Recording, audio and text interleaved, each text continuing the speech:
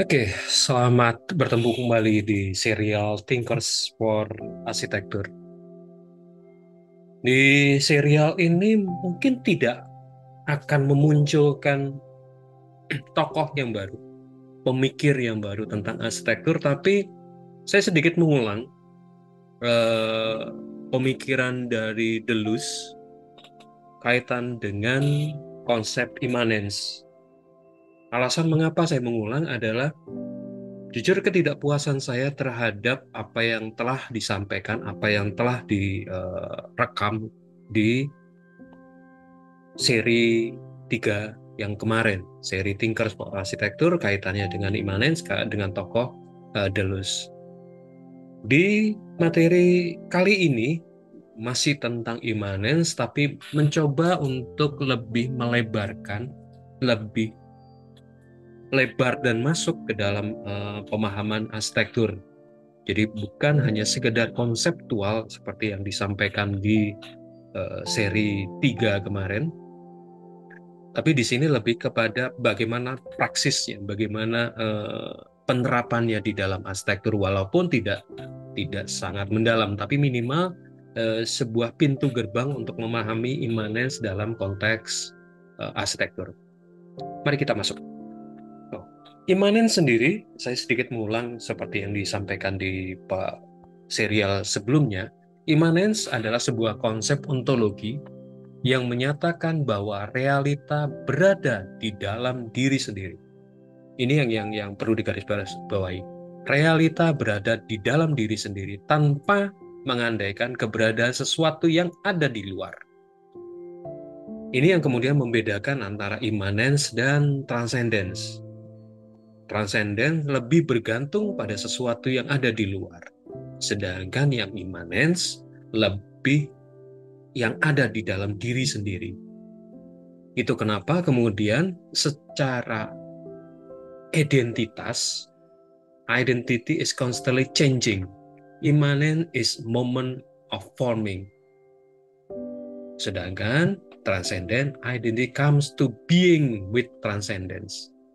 Jadi kalau transcendent lebih kepada dialog dengan sesuatu yang di luar, sedangkan immanence lebih kepada bagaimana proses yang terjadi dalam diri sendiri. Bagaimana proses pembentukan, pengubahan. Sudah menggunakan bahasa-bahasa arsitektural, ada forming dan segala macam. Tapi yang perlu digarisbawahi adalah immanence adalah sebuah konsep tentang diri sendiri, tentang yang ada di dalam diri sendiri. Deleuze mengukuhkan beberapa konsep yang menjelaskan imanensi, multiplicity, becoming, dan difference. Multiplicity adalah realita atau kumpulan dari berbagai elemen yang saling berhubungan. Multiplicity tidak memiliki batas yang jelas dan selalu berubah dan berkembang. Yang perlu digarisbawahi adalah yang selalu berubah dan berkembang. Walaupun ada entitas lain, intensitas yang ada di saling berhubungan tersebut. Kemudian becoming, tadi menggunakan kata forming, becoming adalah proses menjadi. Realita tidak pernah statis, tetapi selalu berubah dan berkembang. Kalau yang multiplicity tentang realita yang entitasnya saling berhubungan dan terus berkembang, berubah, becoming mensoroti pada proses yang berubah dan berkembang. Sehingga muncullah perbedaan-perbedaan. Realita tidak ditentukan oleh identitas, tetapi oleh perbedaan-perbedaan yang ada di dalamnya.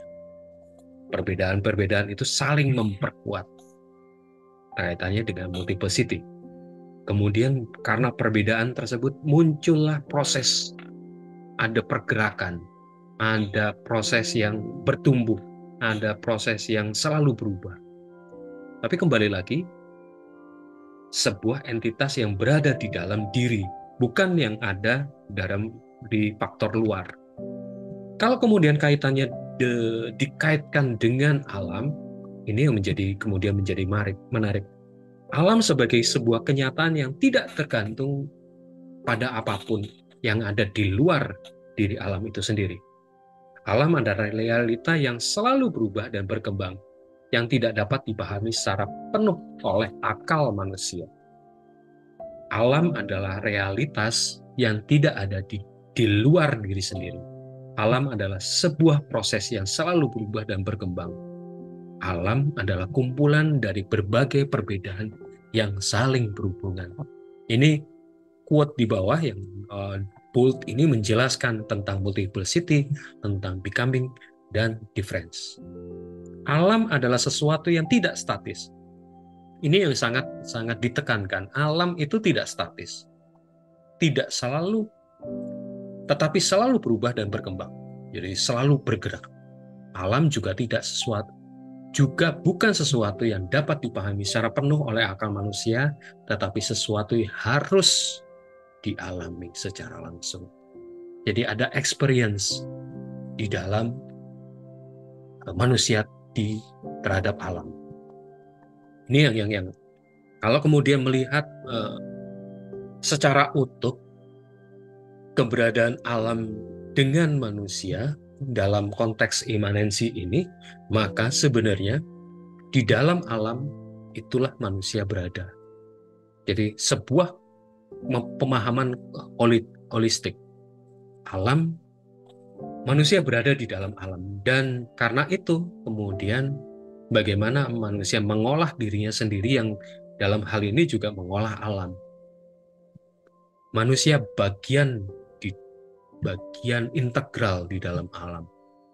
Jadi bukan alam dan manusia, tapi bagaimana memahami bahwa di dalam alam itu ada manusia.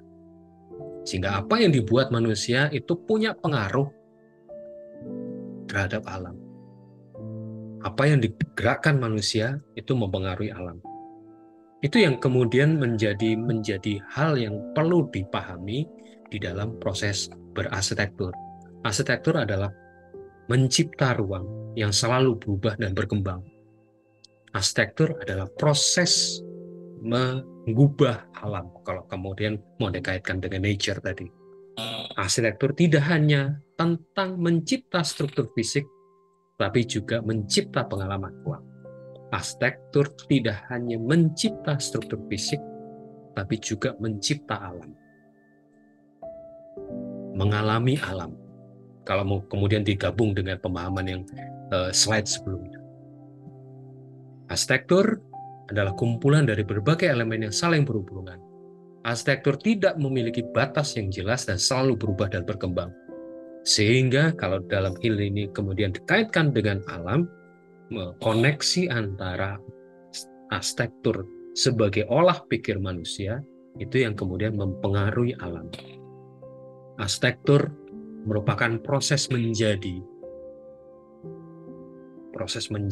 Kalau kemudian dikaitkan dengan alam, apa yang dilakukan oleh seorang arsitek itu yang kemudian mempengaruhi alam.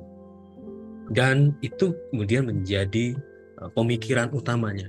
Bukan kemudian alam dan manusia terpisah, tapi bagaimana kemudian manusia dengan secara sadar sepenuhnya bahwa apa yang dilakukan di dalam proses berarsitektur itu akan juga mempengaruhi alam. Sehingga kalau dalam konteks seperti itu, alangkah bijaknya ketika manusia kemudian memahami bahwa alam itu bagian dari dirinya dan dirinya adalah bagian dari alam. Jadi bukan lagi dua hal yang terpisah, bukan lagi transcendence, bukan lagi manusia dan alam, tapi manusia dan alam adalah satu kesatuan. Ini yang kemudian menjadi titik penting di dalam filsafat Deleuze kaitan dengan proses mencipta, terutama di dalam konteks arsitektural. The famous point that philosophy is creation of concept. Without creation of new concept, there can be no thinking with a difference, no line of light in thought. Jadi yang ditekankan dari Deleuze adalah new concept. itu yang menjadi dasar sebuah kreasi, sebuah penciptaan. Sehingga perlu ada proses berpikir, perlu adalah jalur berpikir. Deleuze proposed that concept are tools of analysis, bukan sebagai bukan sebuah pengakuan, bukan hanya sebuah pengakuan. Deleuze proposed that concept, artinya becoming di dalam immanence, are tools of analysis. Jadi becoming proses itu adalah sebuah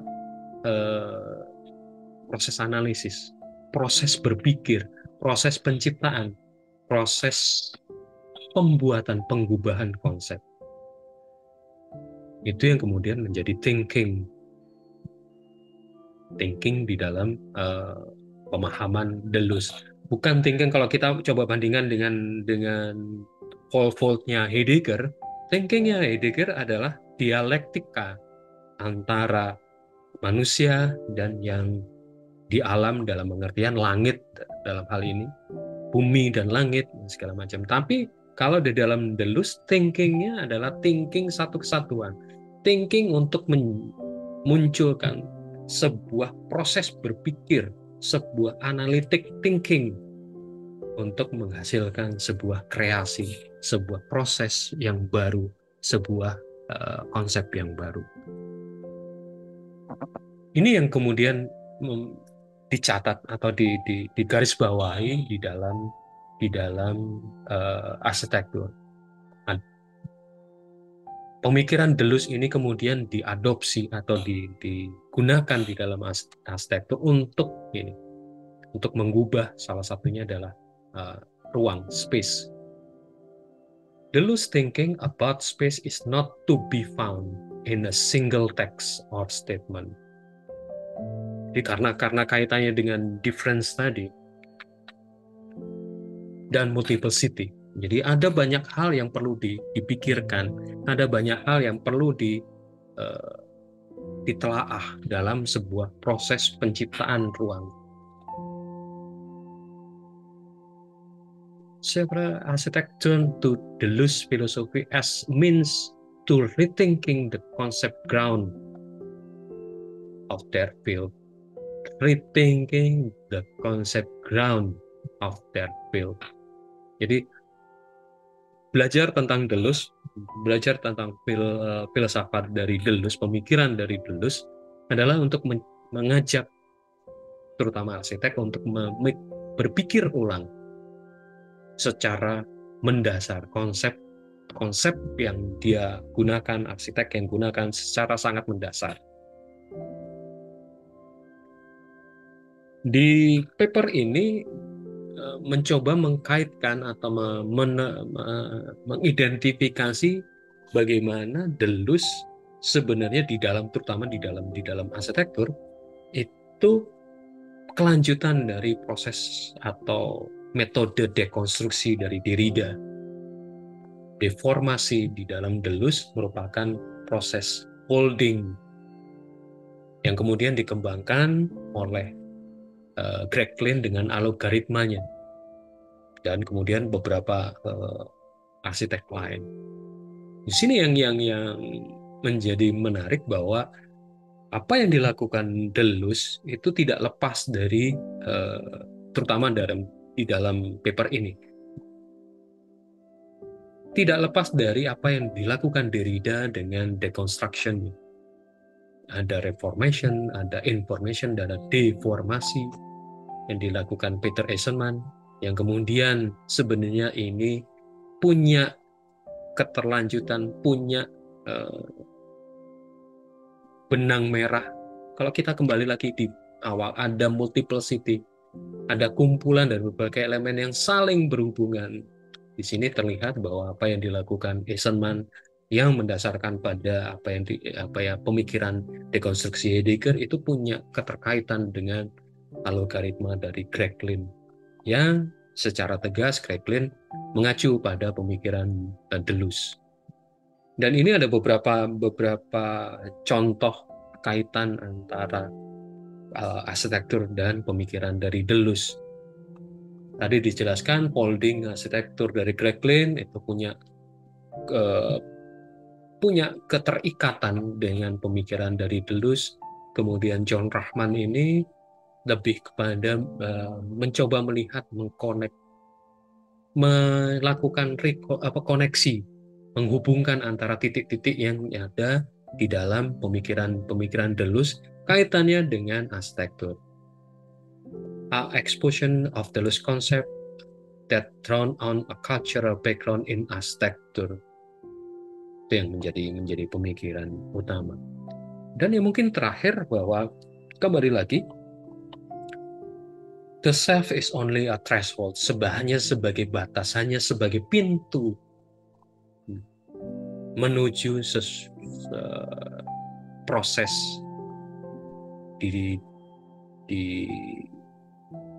di antara proses yang menuju menjadi dua hal yang mungkin berbeda, difference, tapi pada saat bersamaan juga punya keterkaitan, punya hubungan. Jadi the self is only a threshold, a door of becoming between two multiple cities. Mungkin itu yang bisa saya sampaikan untuk melengkapi pemikiran Deleuze di video sebelumnya. Semoga bisa sedikit menjawab atau sedikit membuka inspirasi keterkaitan antara pemikiran filsafat Deleuze, terutama di sini ditekankan imanensi dengan arsitektur yang masih perlu ditelaah lebih lanjut. Tapi minimal video ini membuka wacana bahwa sudah terjadi dan sudah dilakukan oleh beberapa arsitek yang mendasarkan konsepnya, kreasi arsitekturalnya berdasarkan pemikiran dari Gilles Deleuze. Terima kasih sudah menyaksikan. Sampai jumpa di pemikiran filsuf selanjutnya. Terima kasih.